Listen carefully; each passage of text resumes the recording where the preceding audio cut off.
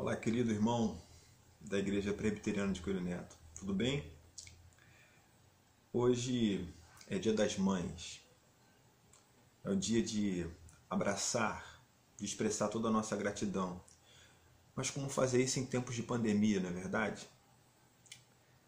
Eu sei que todos os anos muitos filhos lembram suas mães, aquelas que um dia fizeram parte da sua vida. Sei também que muitas mães lembram de seus filhos, mas nesse período de pandemia, muitas e muitas pessoas estão chorando as suas perdas. Mães que não podem abraçar seus filhos, filhos que não podem abraçar suas mães e sequer tiveram a oportunidade de se despedir adequadamente. Então, nesse Dia das Mães é um dia que você primeiro deve agradecer a Deus por algo muito simples: a vida. A vida. A vida sem nenhum tipo de conquista, sem nenhum tipo de realização a mais, sem nenhum tipo de acréscimo, simplesmente o fôlego de vida. Poder respirar, poder continuar escrevendo a sua história, vivendo essa história ao lado de seus filhos ou de sua mãe. Hoje é um dia de você se lembrar que, fundamentalmente, Deus te deu a oportunidade de caminhar com alguém, de ser ensinado e também de ensinar. Então eu quero desejar a você, mãe, um feliz Dia das Mães. Esperamos dias melhores para sempre, como diz a música popular. Esperamos que o Senhor se lembre de nós, que as histórias que vivemos sejam histórias que sirvam de grande aprendizado para todas as pessoas que estiveram ao nosso redor e tiverem contato com a nossa trajetória. Deus te abençoe, mãe. Deus prolongue os seus dias e faça com que você continue sendo uma bênção na vida de todos os seus. Parabéns. Bom, como vocês estão sabendo, a gente hoje não está fazendo a nossa transmissão ao vivo, mas eu vim aqui compartilhar a palavra de Deus com você e com a sua família. Estamos na série de mensagens Meus Filhos, Meus Discípulos, exatamente porque estamos no mês do lar. E entendemos que essa reflexão ela é pertinente para cada um de nós. Ela vai nos fazer refletir sobre a nossa posição diante de Deus em nossa família. Então eu queria começar essa reflexão fazendo a você uma pergunta. Você já ouviu falar em crossover? Já ouviu falar nessa palavra, crossover? Em português, significa o mesmo que uma intercessão, fazer uma intercessão. Ou seja, crossover é como se dois espaços distintos se juntassem parcialmente, criando um ponto em comum. Eu vou te dar um exemplo. Eu tenho aqui essa caneca, que foi me concedida num determinado contexto. Eu recebi essa caneca aqui de presente dos meus alunos no estado. Aqui eu tenho outra caneca. Essa caneca aqui eu recebi de presente no seminário, fazendo uma alusão aos 500 anos da Reforma Protestante. Então perceba, eu tenho duas canecas distintas. O que seria uma intercessão, um crossover? Como se eu juntasse essas duas canecas durante um tempo. E aí elas começam a ter um momento de intercessão, um espaço comum, que é exatamente esse aqui que está no meio, percebe? Esse ponto aqui é um ponto comum às duas canecas, como se duas histórias distintas se juntassem num determinado período e vivessem uma história comum. Entende? Então, crossover significa isso. Na ficção, isso acontece quando dois ou mais personagens, cenários ou acontecimentos que não tivessem qualquer relação anterior passam a interagir no mesmo espaço, no mesmo filme, no mesmo quadrinho. O pessoal aí que é da década de 70 como eu, que assistiu muito desenho animado nos anos 80, da Hanna-Barbera, consegue entender o que eu estou falando, porque às vezes você estava assistindo um desenho do Tubarão, que era um, e de repente aparecia no desenho do Tubarão o Bionicão, o Scooby-Doo, né? Você tinha, por exemplo, naquele desenho dos animais, né? da turma do Zé Colmeia, digamos assim, né?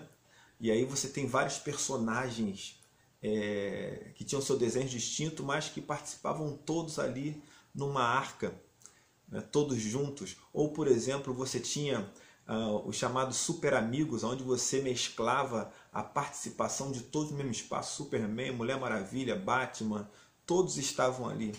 Tinha um desenho chamado Falcão Azul e Bionicão, e o Bionicão era primo do Scooby-Doo, então de vez em quando havia essa mistura, né? E às vezes aparecia o Batman e Robin nesses desenhos, e por aí vai, percebe? Então esse cruzamento, essa interseção, né, ela existia na história em quadrinhos quando duas ou mais histórias se juntavam para ser construída uma história comum. Então um crossover seria um encontro de personagens para que essa história comum ganhasse vida, entende?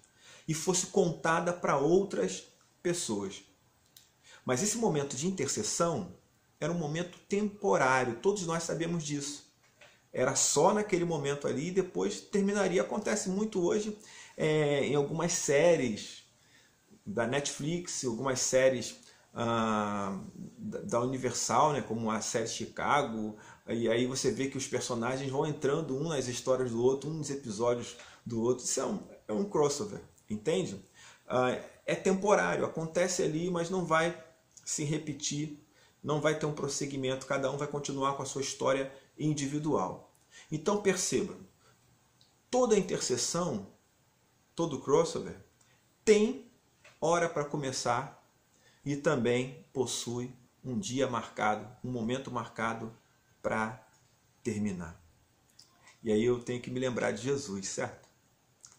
Porque ele decidiu chegar no nosso espaço para que nós tivéssemos uma história em comum. Ele armou a tenda dele entre nós, conviveu conosco durante um bom tempo. Depois ele desarmou a sua tenda, partiu, mas deixou diante de nós a sua presença espiritual, o seu espírito, né? As suas palavras, e a nossa vida nunca mais foi a mesma. Então, pensando sobre a vida, eu diria que a vida é um grande cruzamento de histórias individuais, entende? Um entrelaçamento de cenários, encontros e desencontros de vários personagens. Ou como diz o Milton Nascimento, né? A grande plataforma de uma estação de encontros e desencontros, sabe? Como na ficção, por mais que a gente não queira reconhecer, a vida é finita. Eu digo de novo, finita. Ou seja, ela teve um princípio e também chegará ao seu fim.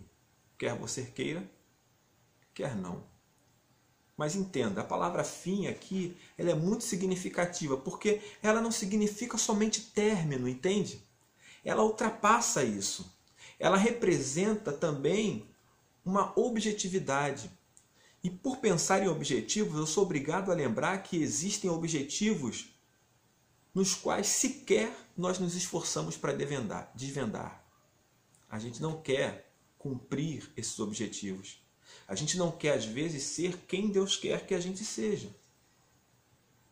Preferimos a ignorância, porque a revelação de quem Deus quer que sejamos pode nos levar a um mundo que não queremos conhecer. Pode nos conduzir a um ser que deve parecer mais com Deus do que com o personagem que nós criamos para nós mesmos. Vivemos a vida como se a história, o cenário, o enredo, os personagens, as coisas, o tempo, tudo e todos fossem nossos ou estivessem ao nosso serviço, como se nós definitivamente fôssemos o centro de todas as coisas. Mas ser o centro de todas as coisas não é uma prerrogativa? Não seria um lugar para Deus? Um lugar divino e não humano? Mas quem disse que não queremos esse lugar? Basta você se lembrar das suas orações. Imagine se você estivesse do lado de fora, observando você orar, e você percebesse qual é a sua fala. Você ora como se Deus fosse seu servo, como se Ele estivesse pronto para melhorar a sua vidinha aqui nesse mundo, melhorar o seu enredo, aperfeiçoar o seu roteiro. Tantas e tantas coisas que a gente despede diante de Deus e pede a Ele para que Ele faça. Faça isso, faça aquilo, me dê isso, me dê aquilo, muda isso, muda aquilo. Estamos muito longe de quem Deus quer que sejamos. Nos preocupamos muito com o fazer e pouco investimos no ser. Mas Deus nos ensinou a investir no ser.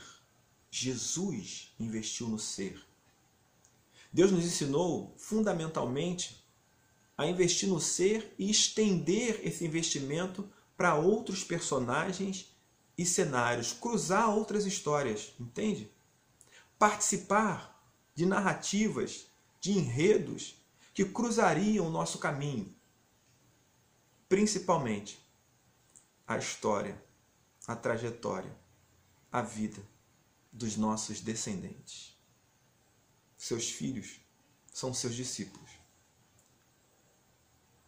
A história da sua vida, ela se cruza com a história dos seus filhos e faz uma grande interseção, para que vocês durante um tempo vivam uma história em comum. Então eu pergunto, essa história que teve o princípio e um dia vai ter o seu fim, porque a separação é inevitável, ela vai deixar um legado? Qual é o legado que você pretende deixar para a sua família? O que seus filhos e netos transmitirão às próximas gerações? Como você gostaria de ser lembrado ou lembrada? A Bíblia mostra que Abraão foi lembrado como um homem de fé. Jacó, como alguém que sobreviveu a si mesmo. José, como um homem resiliente. Moisés foi lembrado como amigo de Deus. Zípora, como uma mulher que apoiava o seu marido. Arão, como um grande irmão. Débora, como uma das mulheres mais fortes de Israel. Ana, como alguém que cumpre as suas promessas. Samuel, como um homem dedicado a Deus que falava sempre a verdade. Davi, o homem segundo o coração de Deus. Salomão, como alguém muito sábio. Jó, como um homem paciente. Ruth, como uma mulher amável, mais amável do que qualquer filho.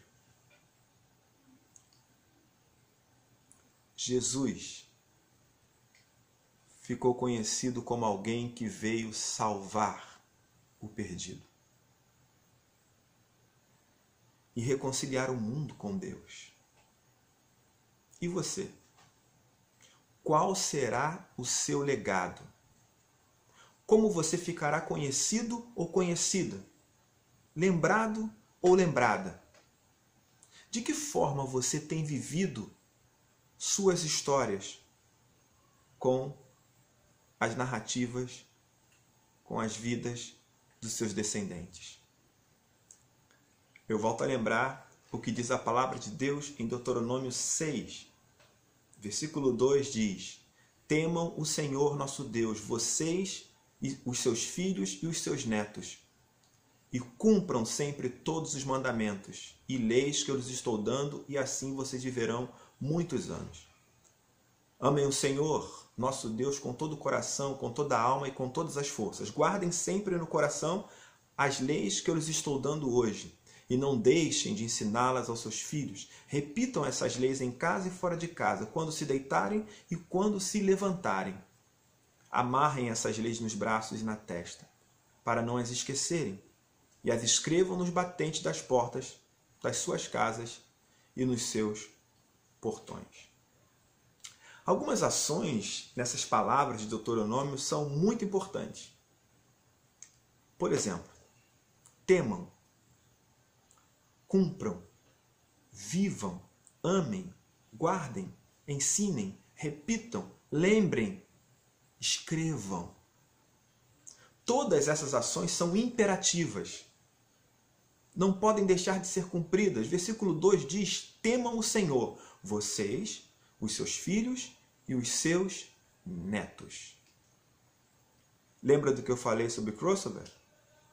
As suas narrativas se entrelaçam com a história dos seus filhos e netos. Por isso que o sábio em Provérbios disse que é preciso instruir a criança enquanto se caminha. Provérbios 22, versículo 6. Você vai andando junto e você vai mostrando o caminho, você vai ensinando, você vai falando sobre a vida. Caminhar exige disposição, tempo, dedicação e investimento. Ou seja, é preciso que haja 2 tipos de relacionamentos para que essa intercessão seja efetiva. Um relacionamento horizontal, vertical, e um relacionamento horizontal. Vertical e horizontal. Percebe? Vertical e horizontal. Eu acabei de fazer o sinal da cruz para você. A nossa relação com Deus, ela está diretamente ligada à nossa relação com o próximo. A nossa relação com Deus, ela centraliza a nossa relação com os nossos filhos e netos, com os nossos descendentes.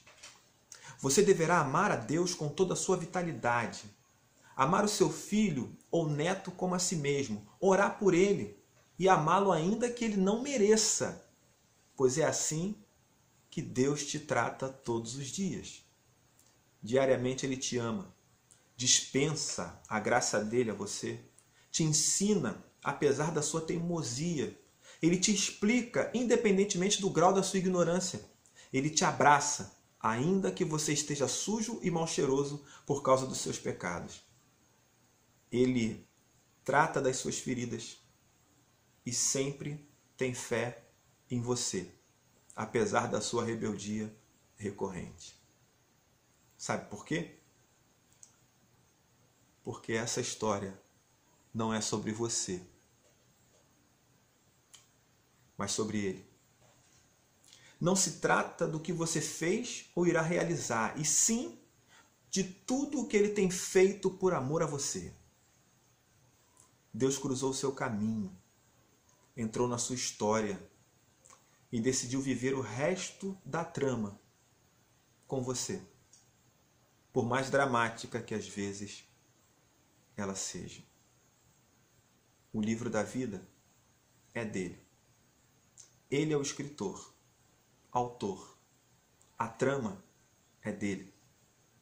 Ele deu a você a responsabilidade de apresentá-lo aos seus descendentes, sejam eles biológicos, emocionais ou espirituais.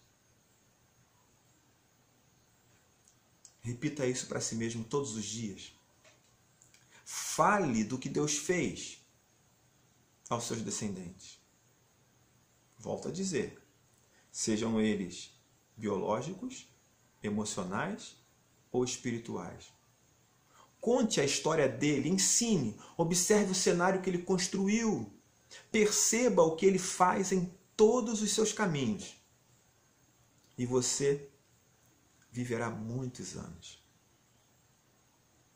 Porque ainda que a sua vida seja ceifada, a semente que foi plantada germinará noutras histórias, fecundará outras vidas, começando por você, estendendo aos seus filhos e netos e alcançando, inevitavelmente, os confins da terra.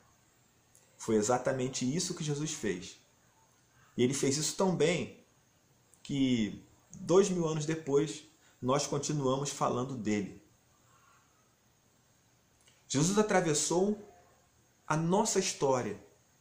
Ele viveu o nosso drama e deu novo sentido à nossa trama.